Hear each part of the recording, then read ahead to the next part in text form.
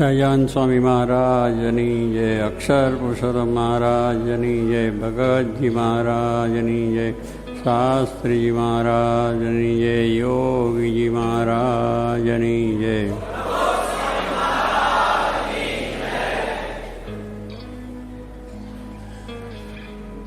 મોમ્બાસાની અંદર ભવ્ય સુંદર એવું એક આ મંદિર થયેલું છે ને એમ હમણાં સૂર્યકાંતભાઈ કહ્યું એમ 100 વર્ષ પૂર્ણ થાય છે. ઉત્તર બધા ટ્રસ્ટી મંડળ ને ભાવિક જનતાએ આ મંદિરનો ખૂબ લાભ પણ લીધો છે.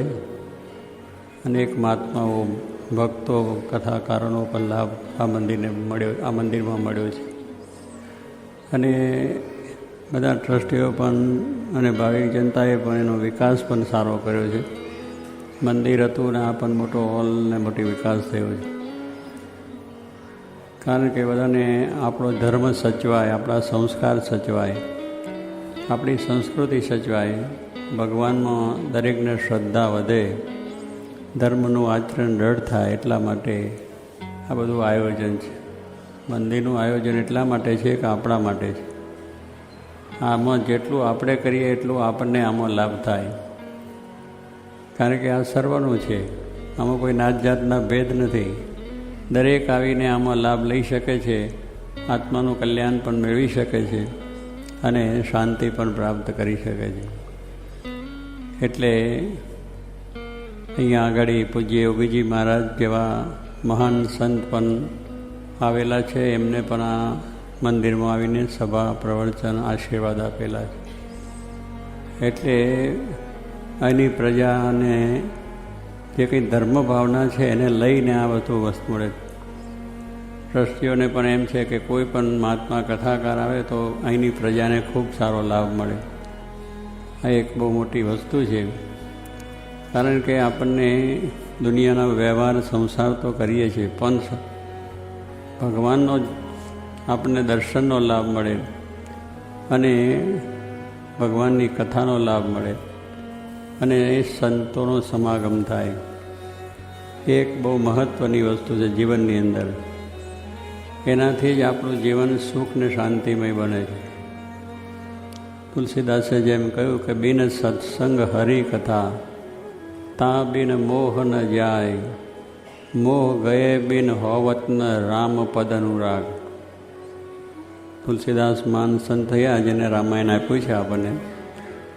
એ પોતે આ વાત કરે છે કે બિન સત્સંગ એટલે આપણા જીવનમાં જો સત્સંગ ન કરતા હોઈએ, એવો સત્સંગ આપણને જો પ્રાપ્ત થયો નથી અને ભગવાનની જે કથા, કે પછી રામાયણ કહો, ભાગવત કહો, અન્ય બીજા ગ્રંથો કહો, ભગવાન સ્વામિનારાયણના લીલા ચરિત્રોના બધા ગ્રંથો, મહાન સંતો આચાર્યના જે બધા ગ્રંથોનું આપણને જે કંઈ કથા કરવામાં આવે એ ભગવાનની કથા બહુ પ્રેમથી સાંભળીએ અને પ્રેમને મહિમાથી એવા સાચા પુરુષનો સમાગમ કરીએ તો આપણો મોહ ટળે છે.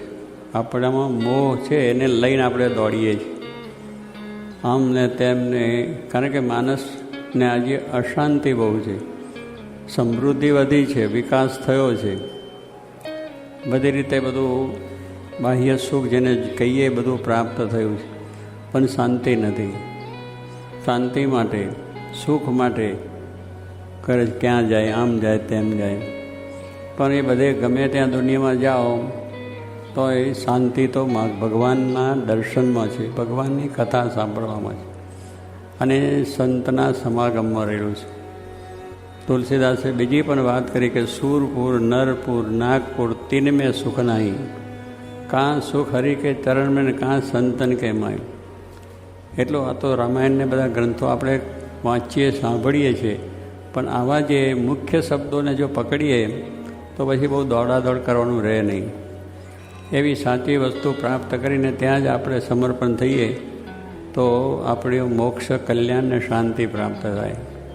વ્યવસાય કરવાનો છે, નોકરી ધંધો કરવાનો છે, બધું કરવા માટે આપણે અહીંયા આવ્યા છે. દેશ પરદેશ ગમે ત્યાં આપણે જઈએ, પણ મૂળ વાત આપણે બરાબર સમજી રાખવી જોઈએ કે આ બધું આપણે જે મેળવવું છે એનો મૂળ આધાર પરમાત્મા છે.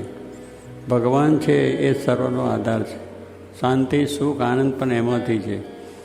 એ મૂળ સંસ્કાર જે આપણી છે એ વસ્તુને જો આપણે બરાબર રીતનું સેવન કરીશું, એનું લાભ લઈશું તો શાંતિને સુખ મળશે. એટલે સૂરલોક એટલે દેવતાનો લોક, પાતાળમાં નાગ વધારે છે એનો લોક, આ મૃત્યુલોક આપણે બેઠા છે અને આખું દુનિયા જે મૃત્યુલોક કહેવાય. તો મૃત્યુલોકમાં ક્યાંય શાંતિ નથી. કોણ બોલે છે? તુલસીદાસ કહે છે. એટલે એને રામાયણની વાત છે. એટલે જો આપણેમાં શ્રદ્ધા અને વિશ્વાસ હોય તો આ શબ્દો આપણા જીવનમાં દ્રઢ થાય. ભગવાન સ્વામિનારાયણના સંત ગુણાત્યાન સ્વામી થઈ ગયા. એ પણ એક બહુ જ મહાન દિવ્ય સંત થઈ ગયા. જૂનાગઢની અંદર પોતે મોટું મંદિર છે રહેતા, અને ત્યાં 300 સંતો એમની નીચે બધા હતા. અને ઘણા માણસોને એમને ભગવાનનો મહિમા કહીને એમના શાંતિ આપી છે, મોક્ષ પ્રાપ્તિ કરાવી છે. અને ઘણા એવા બધા મનુષ્યો છે એનું જીવન પરિવર્તન કર્યું છે. આપણે અહીંયા ધર્મ પરિવર્તનની વાત નથી. બીજા ધર્મો ધર્મ પરિવર્તનની વાતો કરે છે, ગમે તેમ કરીને બળજબરીથી એમ તેમ કરીને. ભાઈ, માણસો વધારવાથી ફાયદો નથી. સાચા મનુષ્યો માણસ બને, મનુષ્યો છે સાચા માનવ બને, એ બહુ અગત્યની વસ્તુ છે. ભગવાન સ્વામિનારાયણ અને આપણા જે હિન્દુ ધર્મ સનાતનના જે અવતારોના આચાર્યો થયા છે એમને ધર્મ પરની વાત નથી કરી. તમને જેમાં શ્રદ્ધા હોય એમાં તમે ભગવાનનું ભજન કરો અને એમાંથી શાંતિ તમે પ્રાપ્ત કરો. પણ બીજાને પોતાના કરવા માટે એવો દુરાગ્રહ કે આગ્રહ કરવાની કોઈ જરૂર નથી. તો એ રીતે આપણા અવતારોને બધા કર્યું છે. એટલે ભગવાન શ્રીજી મહારાજ પણ એ જ વાત, એમની પાસે બધી નાત જાતના ભેદના બધા મનુષ્યો હતા. એ વખતે ભગવાન સ્વામિનારાયણ વખતમાં હિન્દુઓ તો બધા હતા જ, એટલે નીચે વર્ણથી ઉપલા વર્ણ સુધી, અને બીજા અન્ય ધર્મોના અને બીજા વિધર્મી જેને કહીએ છીએ કે મુસ્લિમ અને ખોજા જેવા ભાઈઓ એ પણ ભગવાન સ્વામિનારાયણની પાસે હતા. અને એ પણ ભગવાન સ્વામિનારાયણની સેવા કરી અને પોતાનું આત્માન કર્યું.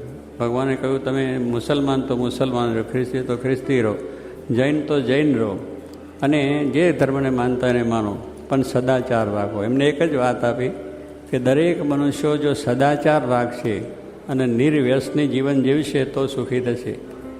કોઈ પણ ધર્મને તમે માનો એનો વાંધો નથી, પણ સદાચારી, સત્ય, દયા, હિંસા, બ્રહ્મચર્ય, ધર્મ, જ્ઞાન, વૈરાગ, ભક્તિ, આ બધા આપણા સંસ્કારો, આપણા ધર્મ છે, એને આપણે સાચવવા જોઈએ. ધર્મો રક્ષતી રક્ષતા. ધર્મને જો આપણે રક્ષણ કરીએ તો ધર્મ આપણું રક્ષણ કરે. આ બિલ્ડિંગ બાંધ્યું છે એને તમે જો મેન્ટેન અને બરાબર વ્યવસ્થિત કરો, મારું રક્ષણ હંમેશને માટે થાય. તાળ તડકો કંઈ લાગે નહીં. પણ મેન્ટેન ના કરો, તૂટીને હેઠવું પડે. પણ એનું રક્ષણ છે, એને વ્યવસ્થિત રાખવાનું આપણું કાર્ય છે. તો આપણે અત્યારે વ્યવસ્થિત બેઠા છીએ. તમારું કોઈ પણ કાર્ય તમે વ્યવસ્થિત કરશો તો તમને સુખ આવશે. તમારા કપડાં તમે વ્યવસ્થિત રાખશો તો તમારું અંગ ઢાંકશે, તમને એર કરશે. પૈસો જે કંઈ ભાઈ તમારી મિલકત છે એનું તમે રક્ષણ કરશો, એને સાચવશો, વ્યવસ્થિત કરશો તો વૃદ્ધિ થશે, અને તમને જ્યારે જરૂર પડે ત્યારે તમારું રક્ષણ કરશે. પણ પૈસો ઉડાડે જ રાખો, ગમે ત્યાં વ્યસનોની અંદર, દુરાની અંદર, બધાની અંદર હેલ ફેલ અને નાટા રંગ કેટા રંગમાં જાય છે પૈસો, તો પછી આપણા હાથે પગે થઈ ગયું. પછી પૈસો ક્યાંથી રક્ષણ કરે? એને સાચવવાની વાત છે. એટલે દરેક વસ્તુ તમે સાચવો તે વસ્તુ તમને સાચવે. તમે કોઈને વહેત નમો તો બીજો માણસ હાથ તમને નમશે, તમારી મદદ કરશે. પણ આપણે કોઈને જ કંઈ ના કરતા હોય તો કોઈ આપણને કશું જ્ઞાન કરે. એમ ભગવાન કહે છે, તમે મારું ભજન કરશો તો હું તમારું ભજન કરીશ, તમારું રક્ષણ કરીશ. તું મારી જકરમાં, હું તારી ફિકરમાં. જો એ ભગવાનની આપણે ભજન કરશું, જકર એટલે ભજન, પ્રાર્થના, પૂજા જે કરશું તો ભગવાન કહે છે હું તારી ફિકર રાખીશ, તારું જે શ્રેય છે એ હું કરીશ. ભગવાને કહ્યું કે અનન્ય ભાવે જે મનુષ્ય મારું ભજન કરે છે, ગીતાની વાત છે, તો એનું હું બધી રીતે રક્ષણ કરું છું, રક્ષા કરું છું. અનન્ય ભાવે ભક્તિ કરવાની કહી છે. આપણે ઉપલા ચોટે આવીએ ને જઈએ ને ચાલ્યા કે મારું રક્ષણ ન થયું, આ તો ઉપરનું છે ભાવ, દેખાડ માટે કે લોકો સારા કંઈક ભગતને મંદિર જાય, એમ નથી. સાચા ભાવે જ આપણે દેખાવની ભક્તિ નહીં કામ આવે, દેખાવની વાત નહીં આવે. 100 નકામો છે. સદગુણો અંદર પ્રાપ્ત કરો. સદગુણો આવશે તો એનાથી જ આપણું આ સમાજમાં શાંતિથી સુખ કામ થશે રાષ્ટ્રનું પણ થશે અને ધર્મનું ને ભગવાન પણ રાજી થશે, આપણું કલ્યાણ થશે.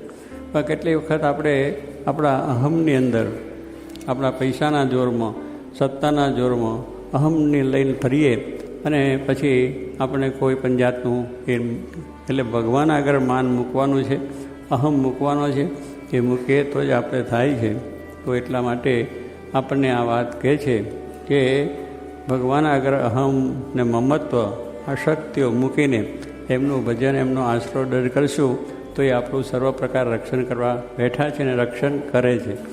એટલે કહેવાનું છું કે આ પ્રમાણે જે કહ્યું કે ગુણાત્યાન સ્વામીની વાત હું કરતો, તો એમને આ એક વાત પાછી જેમ તુલસીદાસે કહ્યું કે જેટલું માયામય સુખ છે આ જગતમાં, તમને જે કંઈ સુખ દેખાય છે, પૈસો, ટકો, બંગલા, મોટર, ગાંઠ, ઝાડ, પાન, પર્વત, ગુફાઓ, એ બધાની અંદર તમે જે કંઈ સુખ માન્યું છે, અગર એમાં તમે જોયું છે તો સ્વામી કહે છે માયામય સુખ છે. એ સુખ તમને અંતરનું સુખ, આત્માને સુખ નહીં આપે. આત્માને માટેનું સુખ લેવા માટે એક જુદી વસ્તુ છે. દેહને સુખ મળશે, આ પૈસા છે દેહને સુખ, બંગલા છે દેહને સુખ, એમ બીજી જે કંઈ સમૃદ્ધિ આપણને છે એ દેહનું સુખ મળશે. દેહને ખાવાનું, પીવાનું, હરવાનું, ફરવાનું, મોટર, ગાડીઓ, એ બધું દેહનું સુખ છે, આત્માને નહીં. તમને ગમે એટલા પૈસા, ગમે એટલા બંગલા હશે તોય અશાંતિ રહે. કેમ? જો પૈસામાં સુખ હોય, બંગલામાં સુખ હોય, સમૃદ્ધિમાં સુખ હોય, કુટુંબમાં બધું સુખ હોય તો શાંતિ થવી જ જોઈએ આપણને. પણ આટલી બધી સમૃદ્ધિ હોવા છતાં માણસ આપઘાત કરે છે અને એ પ્રમાણે અશાંતિનો અનુભવ કરે છે. અમેરિકામાં કરોડો માણસ ઊંઘની ગોળીઓ લે છે. એમ બધી સમૃદ્ધિ છે, પૈસા ટકા છે, બહુ સારી બધી જીવન જીવે છે, પણ છતાં ઊંઘ નથી આવતી. ઊંઘ લાવવાનું કામ ભગવાનનું છે, એની દયાથી ઊંઘ આવે છે, ઊંઘમાંથી જગાય છે. તો કહેવાનું શું છે કે જો એમાં સુખ હોય, એમાં શાંતિ હોય તો થાય. પૈસાથી તમે બંગલો સારો બનાવી શકો, ખરીદી શકો, પણ એ બંગલામાં ઊંઘ આવશે કે કેમ એ તમારે ભગવાન નહીં આવે. બંગલો સારો છે માટે ઊંઘ નહીં આવે, એ ભગવાનની કૃપા છે તો આવશે, નકર શાંતિ થાય. પૈસા તમારી પાસે ગમે એટલા હોય તો પૈસાથી શાંતિ નહીં થાય ને સુખ નહીં આવે કે ઊંઘ નહીં આવે.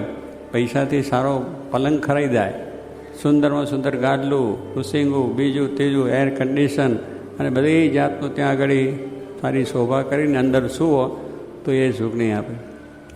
એ પલંગ છે એ તમને ઊંઘ નહીં લાવે. તમારા વિચારો ચાલ્યા જ કરશે, આમથી આમ આડોટા જ કરશો, આખી રાત જશે.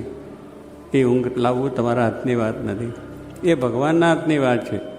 ભગવાને શરીર આપ્યું છે અને શરીરનું તંત્ર ગોઠવ્યું છે, એ ભગવાને જ ગોઠવ્યું છે. એ તંત્ર સારું રાખવું કે કેમ કરવું એ એની પાસે જ. પણ આપણે જાણીએ છીએ કે હું કરું છું, આ તો બધું મારાથી થાય છે, હું આની વ્યવસ્થા, આપણે કોઈ કરી શકતા નથી.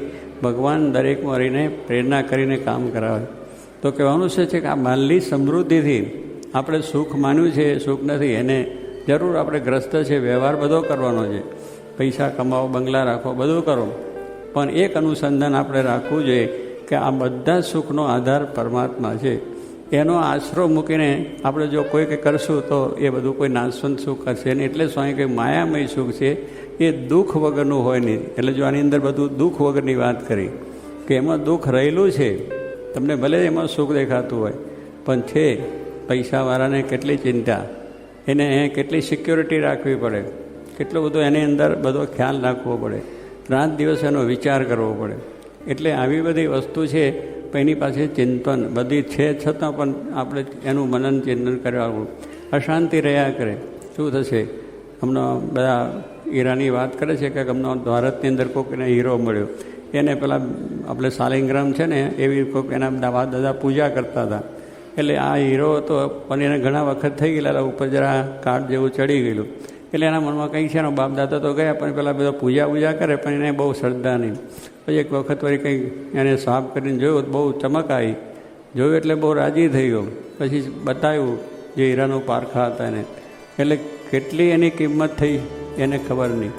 એટલે પેલા એ ઝવેરીએ કહ્યું કે આ તો બહુ જ કિંમતી છે, આની કિંમત થઈ શકે એવું નથી, એવો જબરદસ્ત હીરો છે.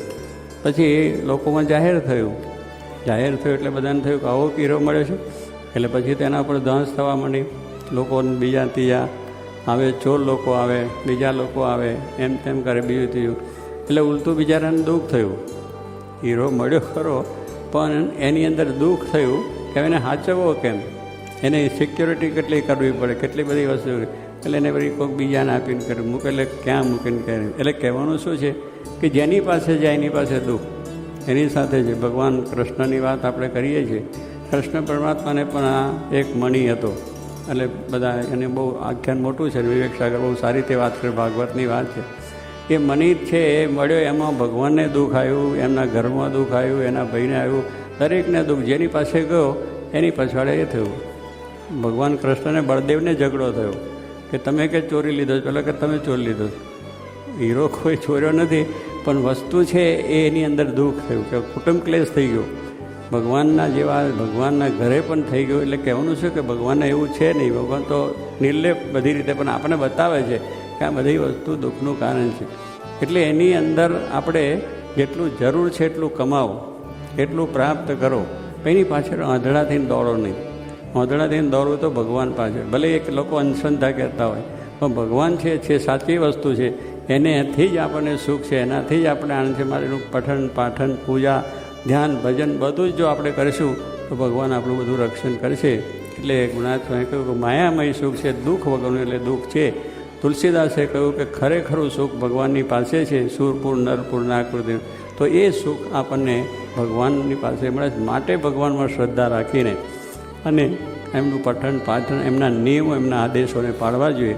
એટલે ભગવાન સ્વામિનારાયણ બહુ ધર્મની વ્યાખ્યા પણ એક સુંદર કરી દીધી કે ધર્મ જ્ઞેયો સદાચાર.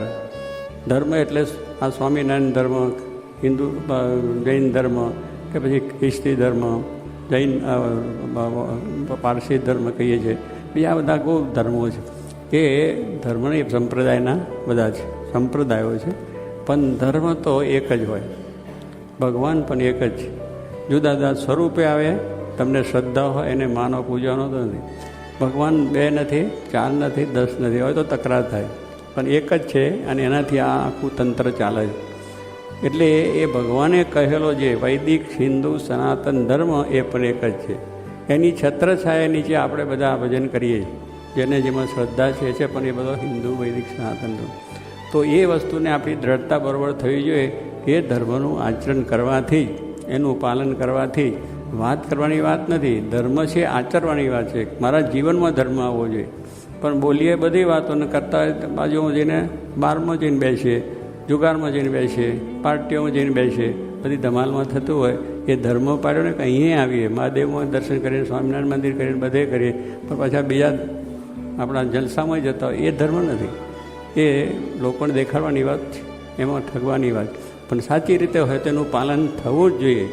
વૈદિક હિન્દુ સનાતન ધર્મ એને માટેનું છે. એટલે ભગવાન શ્રીજી મહારાજે એટલી જ વ્યાખ્યા કરી કે ધર્મ જ્ઞેયો સદાચાર. સદાચાર તમે પાલન કરો એટલે તમારો કલ્યાણ, તમારું શ્રેય. અને 2 વાત આપી કે સદાચારી બનો, ધર્મ જ્ઞાન વૈરાગ ભક્તિ એ ગુણ બધા પ્રાપ્ત કરો, સદ્ગુણો પ્રાપ્ત કરો. અને નિર્વ્યસની જીવન, કોઈ વ્યસન નથી, કોઈ વ્યસનની જરૂર નથી. આ શરીરને તમે બધા બુદ્ધિશાળી છો, ભણેલા છો, ગણેલા છો, બધું છે, બધું વાંચો છો. આ શરીરને વ્યસનની કોઈ જરૂર નથી. હવાની જરૂર છે. હવા વગર તમે એક ક્ષણવાર નહીં રહી શકો, એનું કોઈ શાસ્ત્રો ના નથી. તમારે ભોજન જોઈએ છે એ પણ વેજીટેરિયન, એમાં ઉસાર કરવાની કોઈ જરૂર નથી. વેજીટેરિયનથી કરોડો માણસ જીવે છે. હવા વગર આપણે જીવી ના શકીએ તો એની જરૂર છે. ખોરાકની વાત કરી, પાણીની પણ છે. દારૂ પીવાની કોઈ જરૂર નથી. પાણી પીવો તમે, બધા કરોડો માણસો એનાથી. પણ આપણે માણસો અંધરા થઈને આજે પૈસા હાથમાં આવ્યા છે, પાર્ટીઓ કરવાનું. પછી ધર્મની વાત કરીએ, ધર્મની વાત સાંભળીએ તો એનું અસર ન થતી. પછી ધર્મ જૂઠો છે, ધર્મ ખરાબ છે, ભગવાન મંદિર ખોટા છે, શાસ્ત્રો ખોટા છે, પછી એમ જ જતા રહીએ.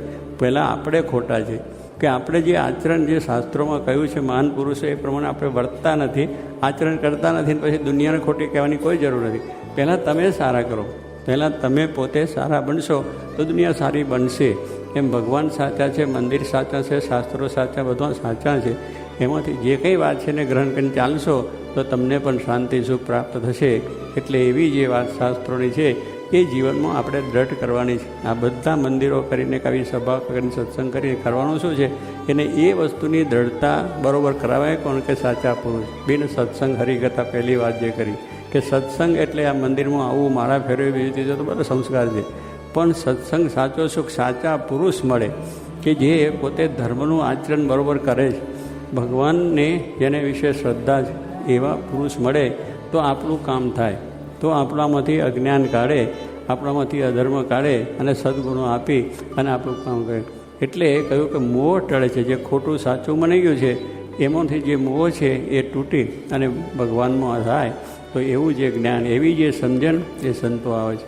કારણ કે આ પ્રમાણે મારે કે સુખિયા રહેવું હોય તો ગુનાથ સ્વામી એક વાત કરી કે તમારે સુખિયા રહેવું છે, સુખિયા રહેવું હોય તો દુખિયાનો વિચાર કરો, પણ પૈસાવાળાને જોયા કરો કે મારું એને ત્યાં પૈસા છે ને મારે ત્યાં નથી, તો દુખિયા જ રહેજો.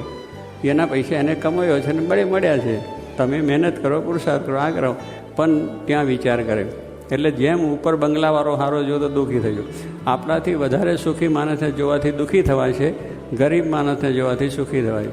કે આ લોકો ફૂટપાથ હોતા છે, જેને ખાવાનું નથી, જે દવાખાનામાં પડ્યા, દુઃખી માણસો બધા, તો એના કરતાં હું સુખી છે કે મને ભગવાને શરીર સારું રાખ્યું છે, મારે રહેવાનું ઝૂંપડું છે અને બધી સારી રીતે સુવિધા મને મળે છે, મારા કુટુંબનું પોષણ થાય છે, જે બિચારાને કંઈ થતું નથી, તો કેટલો આપણે શાંતિ થાય. પણ માણસ આમ વિચાર કરે, અવરા વિચાર, સવરા વિચાર નથી કરતા કે એ ભગવાને મને ઘણું સારું આપ્યું છે, એટલાથી મારે ચલાવવું છે, એટલા મારે સુખી થવું. પેલું મળે નહીં, દુઃખ રહ્યા કરે અને ખોટી ચિંતામાં ચાલ્યા કર્યું.